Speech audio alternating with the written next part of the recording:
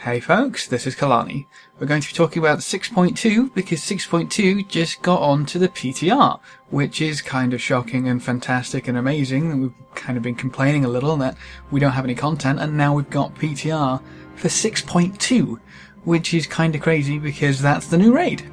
Let's have a little look at what we'll be getting. So, Tanaan is going to unlock. Tanaan Jungle is going to be accessible. It's going to be an open world questing area with rare creatures and hidden treasures scattered throughout the zone. So basically another zone in Warlords of Draenor.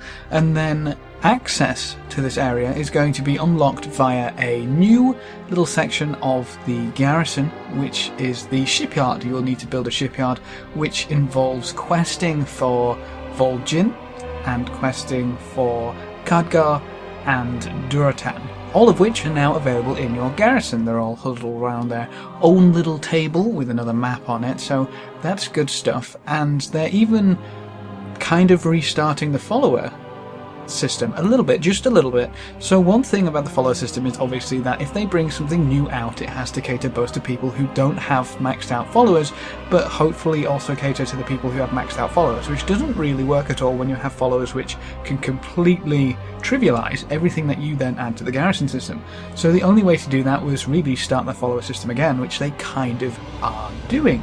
They're doing that with shipyards, ships, and naval missions. So you'll need to build up your shipyard, build up your repertoire of ships, your little naval army, and then you'll have new naval missions which you can send those on.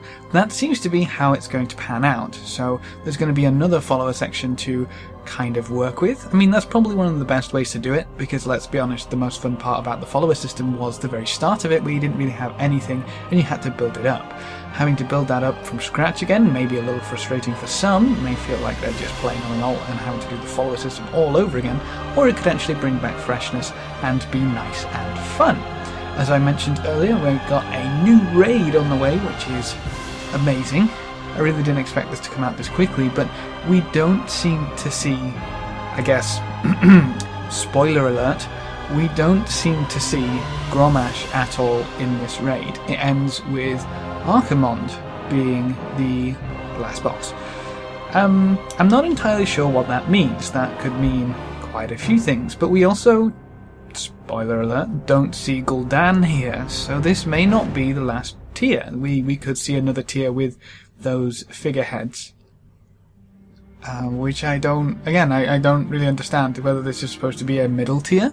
It's very Burning Legion orientated by the looks of things. It is in Tanaan, which is kind of more confusing because I thought that's where Grommash was supposed to be, but whatever, we'll roll with it. It's Hellfire Citadel. That's where I'm running around right now on the PTR, so it's a really nice area. It looks nice and big and very Legion-y, very green and foul fire. But there's 13 bosses in this raid, a hulking 13 bosses. So that should keep people busy for a little while, but we have a few extra things to talk about besides the raid. Not a lot of information is available on the raid, just you can walk around it and that's kind of about it. There's no bosses available, so when testing comes available, stay tuned, you'll have some testing videos from myself. But there's a new dungeon difficulty, and you can probably guess the name of it. It's Mythic. Mythic dungeons are going to be a lot harder, obviously. Probably some new tactics and new mechanics, maybe. That's something to throw in there. Mythic is usually going to be more things to watch out for. But it's apparently geared towards players that enjoy tackling difficult content in smaller groups, and is designed to provide an alternate progression path. To that end, they're going to be on a weekly lockout, same as raids, but they will drop 680 gear with a chance at 700s from the last boss. So basically free Mythic Blackrock Foundry gear. I'm not entirely sure how that's going to pan out for the new raid. I guess that can be used to gear up for the people who haven't managed to get Mythic Blackrock Foundry, but I'm not entirely sure what the itemization is going to be there. You know, what that's going to be like, so that's one thing to keep an eye on. And then the adventure guide also changed quite a bit. It also gives you options for suggested content and what you should be taking care of in the now. So if you come back to WoW, I guess, that's hopefully going to keep you up to date with what's changed in the future. The last thing is the legendary quest line is apparently finishing for the ring, so everybody will get their hands on their legendary ring. Blizzard did mention at one point or another that they may consider adding another legendary in either the final tier or the mid tier, which isn't a quest line item. So we might see something like Gorehal, for example, being a legendary axe, just to throw an example out there. I seriously doubt another axe will be thrown into the game as a legendary, but their kind of stance on legendaries recently has been as many people as possible to use it.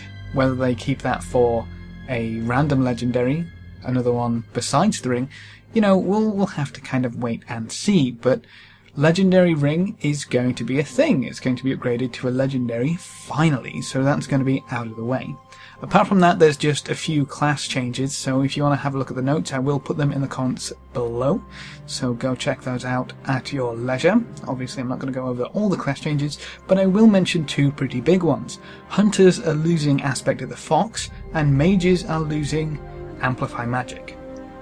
I don't know what's going on there. I guess that's something to do with raid utility and raid cooldowns. I mean, Fox is kind of broken when you can chain it for so long if you have enough hunters, but I don't know, removing raid-wide cooldowns is kind of disappointing. It gives you less to play around with in your raid. But never mind. We'll see what happens. We will see what happens indeed.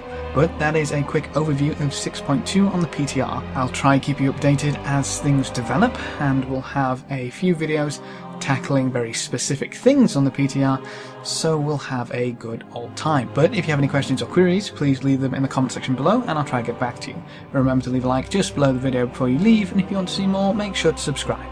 But apart from that, thanks for watching folks, good luck and have fun, and as always, I will see you next time.